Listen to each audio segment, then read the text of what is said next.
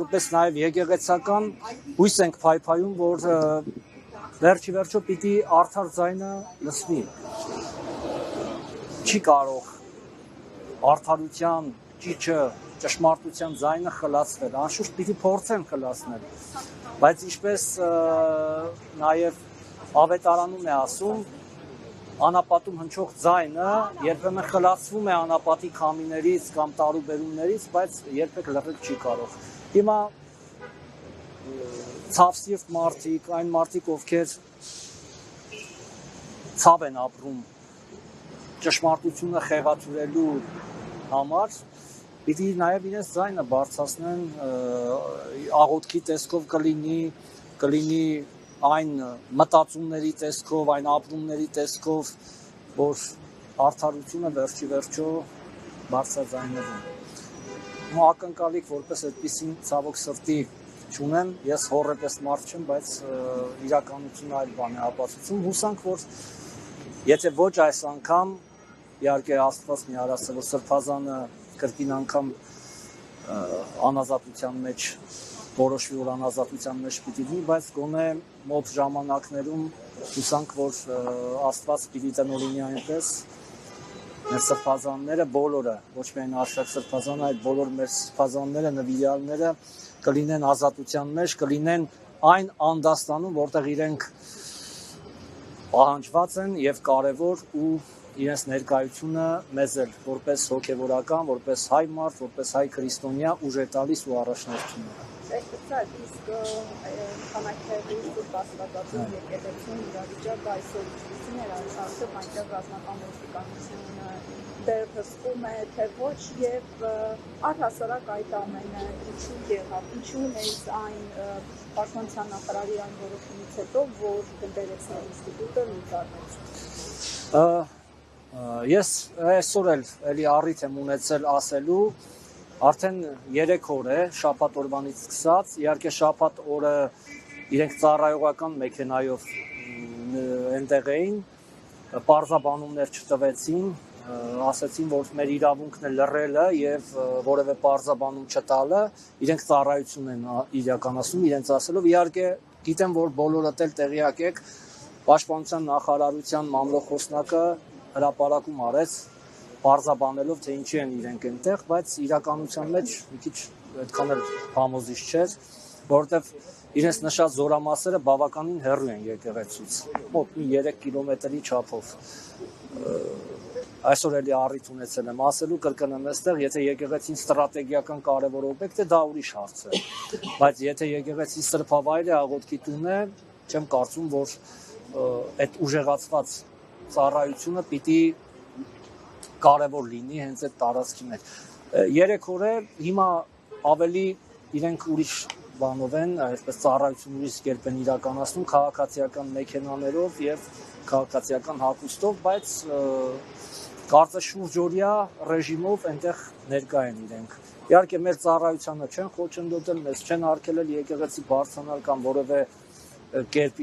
մեր շարժը չեն սահմանափակել, բայց նույնիսկ իրենց լուր ներկայությունը արդեն խոսում է, որ չեմ կարող պատասխանել այդ հարցին, ինչու են որոշել, որ այդտեղ պիտի ծառայություն լինի, ու ենթադրելի է, որ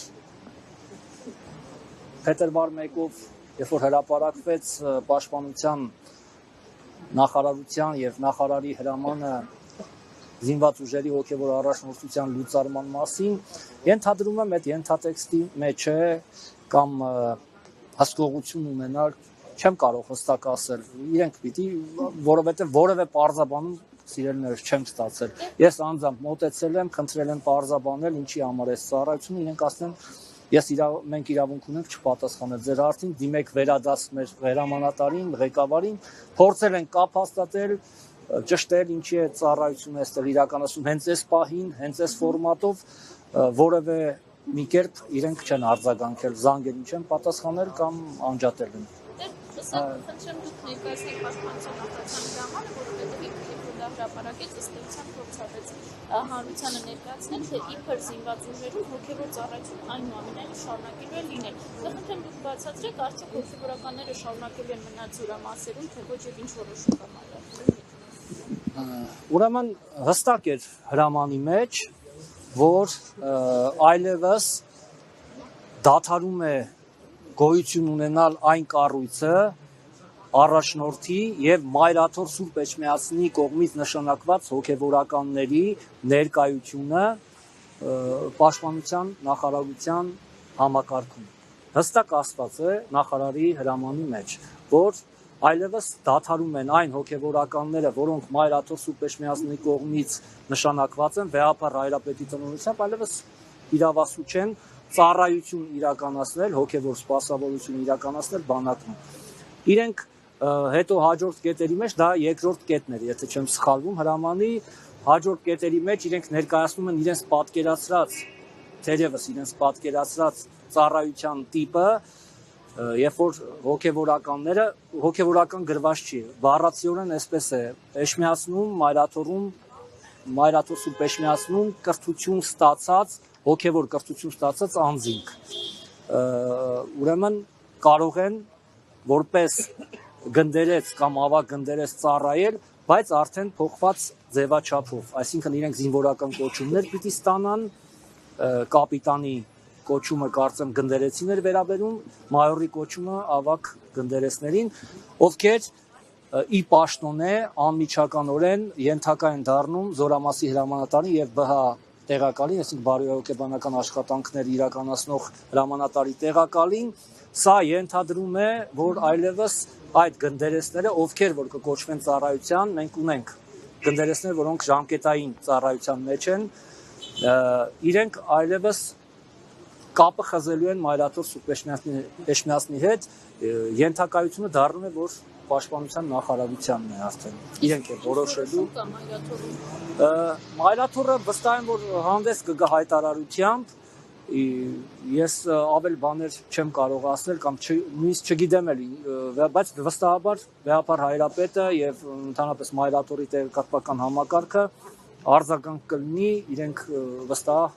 կներկայացնեն նաև մայրաթորի դիրքորոշումը։ Գնդերեցները ինչպիսի տրամադրվածություն ունեն, շարունակել մնալ բանակային լեզվով ասած մարտական։ Մեր գնդերեցները միակամ են, միասիրտ են, իրենք իրենց հավատարմությունը ապացուցեցին, որ մեր կառույցը, որ շուրջ 3 տասնամյակ արդեն հեսա կլինի, որ գործում էր Հայաստանի Հանրապետության զինված ուժերում, կուր կառույց է, միակամ է, իր ուխտին հավատարիմ եկեղեցու նվիրապետությանը եւ հավատարիմ վեհապար հայրապետին։ Այս պահին զորամասերում գնդերեցներ կան ժամկետային այն ծառայողները, ովքեր ի պաշտոնը պիտի ասեն ծառայեն։